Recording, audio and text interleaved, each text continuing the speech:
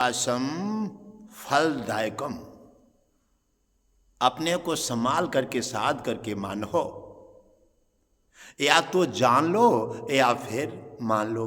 अब जनेऊ ना है और मनेऊ ना है तो आप कैसे क्या पा सकते हैं? इतिहास उठा के देखो। गुरुदेव आपको जानकारी वीडियो के माध्यम से दे रहे हैं। इतिहास उठाकर देखो कि साधु संत ब्राह्मण गांव की सहायता करने के लिए भगवान अलग अलग रूपों में, नाना प्रकार से अलग अलग रूपों में जगह जगह उपस्थित हुए हैं। आप समझ नहीं सकते। आपसे जरा सा दान पुण्य का मार्ग दे दिया जाए तो आप विचार करने लगते हैं, आप सोचने लगते हैं ये कहाँ से होगा, ये कैसे होगा। अरे आप हैं क्या? समझ में नहीं आया आप क्या हैं। इसका मतलब है आपने स्वयं को, अपने को आपने मालिक समझ लिया है। नहीं प्यारे, हे मानव, मालिक तो कोई और है, भगवान विष्णु, जिसके हाथों में सब कुछ है। आप तो बेअर्थ चिंता करते हैं और बेअर्थ चिंता करके समय नष्ट कर देते हैं, और जो कुछ भी पाने का जो समय है उसे छोड़ देते हैं। फिर कहते हैं कि मेरा ये काम नहीं हुआ, मेरी समस्या हल नहीं हुई, मेरी कोई मनोकामना पूरी नहीं हुई। जब आपने निश्चय नहीं कर पाया, आपने विश्वास नहीं जुटा पाया, तो फिर विश्वासम और फलदायकम। आइए मेरे प्यारे मानव, मैं आपको एक कथा के माध्यम से एक बहुत विचित्र जानकारी देना चाहता हूं। आप देखिए कि भगवान कैसे कैसे अलग अलग भिन्न भिन्न प्रकार से जर्रे जर्रे में विराजमान है। तुम्हें जहां विश्वास हो जाए और जहां तुम्हारा निश्चय हो जाए वहीं पर भगवान निश्चित आएगा, ये मेरी गारंटी है। जब आप अपने को नहीं साध पाए, आप विश्वास नहीं कर पाए, आप किसी प्रकार से अपने को संभाल करके और निश्चय दृढ़ विश्वास के साथ वहाँ वो कर्तव्य पूरा नहीं कर पाए, तो आपने अपने को नहीं संभाल पाया। जब अपने को नहीं संभाल पाया है तो इतने बड़े ईश्वर प्रकृति के लिए कैसे धरती पर ले आओगे? वो आप अपना कैसे बना सकते हो?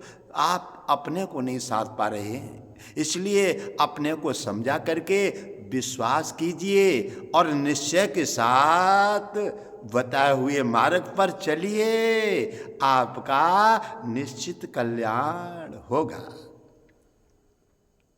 आगे बढ़ते चले जाते हैं तो एक नगर में दो साधु महापुरुष प्रवेश कर रहे हैं। शाम हो जाती है तो वो निकलते चले आ रहे हैं। शाम को तो शाम होने जा रही है तो महापुरुषों ने सलाह की कि अब हम अपने आश्रम नहीं पहुंच पाएंगे, अब हमें यहीं पर विश्राम ले लेना चाहिए।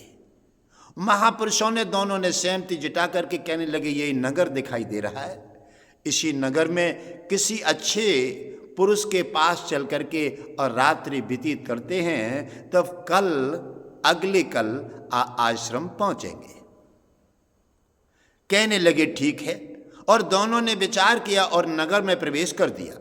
नगर में प्रवेश करते हैं तो जगह जगह जहाँ गाँव में बैठने की जगह होती है, कोई पुलिया है, कोई पाकर है या पीपल है, तो वहाँ पर 1 लोग 10 लोग 50 लोग बैठे रहते हैं।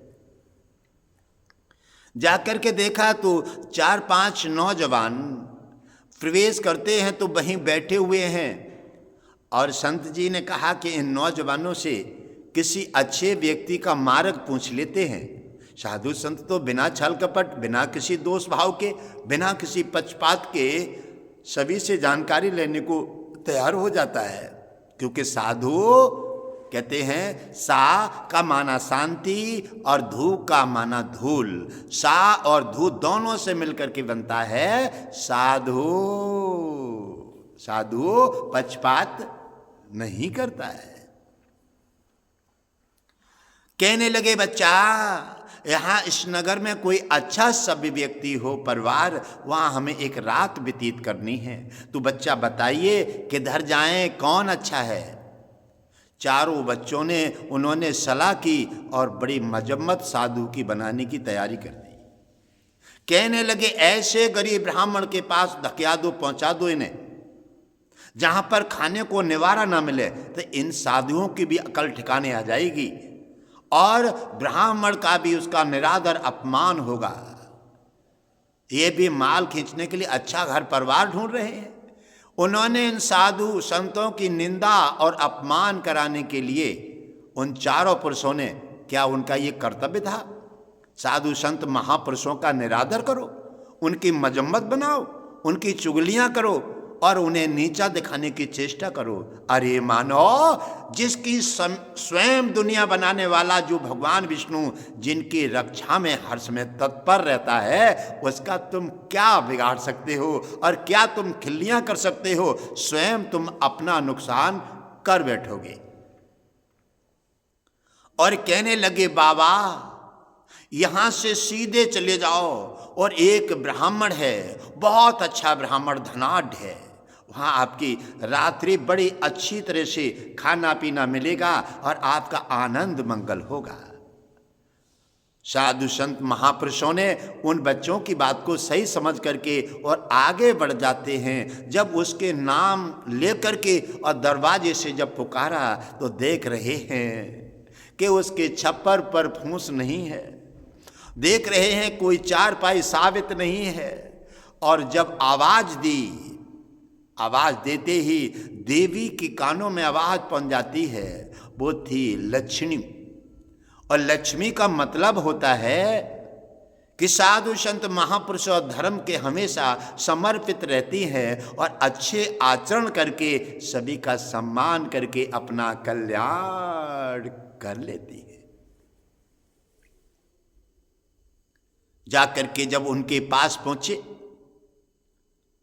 और जब देवी ने देखा कि महापुरुष हमारे यहाँ पधारे हैं, एकदम प्रसन्नचित हो गई। कहने लगे, आज तो भाग्य जग गया, महापुरुष हमारे यहाँ पधारे हैं। हे मेरे महापुरुष, आज तो मुझे लगता है कि किस्मत जगने वाली है, क्योंकि कृपा दृष्टि हो जाती है, सूखी खेती हरियाती है। संतों का जब आगमन होता है तो लग रहा है कि भगवान विष्णु लक्ष्मी का मेरे घर में आगमन होने वाला है। अच्छी सोच, अच्छा आचरण, अच्छा विचार और अच्छा वातावरण तुम्हारा कल्याण कर देता है। जब मानव नेगेटिव सोच लेता है कि ये कहाँ आ गए, मेरा खर्चा हो जाएगा, मेरा ये ऐसा हो जाएगा, मेरा समय नष्ट होगा, तो फिर उनके लिए कुछ भी नहीं मिल पाता। लेकिन उस देवी ने बड़े भाव के साथ साधु संत महापुरुषों को आदर किए और बड़ी गदगद प्रसन्न हो गई। उन्होंने सोचा कि साधु संतों का आगमन संकेत होता है कि भगवान विष्णु लक्ष्मी मेरे घर पधारने वाले हैं। दृढ़ विश्वास के साथ उन्होंने साधु संतों का आगमन स्वीकार किया, बड़े सम्मान आदर के साथ लेट करके उनका प्रणाम किया। प्रणाम करके साधु संतों को भाव और श्रद्धा निश्चय के साथ उन्हें अपने टूटे फूटे मकान में उन्हें स्वीकार कर लिया। आइए मुनिराज, आज तो हमारे भाग्य जाग गए। ऐसे भाव और ऐसे विचारों से, ऐसी श्रद्धा से, ऐसी लगन से यज्ञ में, गुरु की आज्ञा में और नाना प्रकार की पूजा याचना सत्संग में भाव के साथ समर्पित होता है, वहाँ भगवान विष्णु लक्ष्मी का आगमन निश्चित हो जाता है। देखिए, कथा के माध्यम से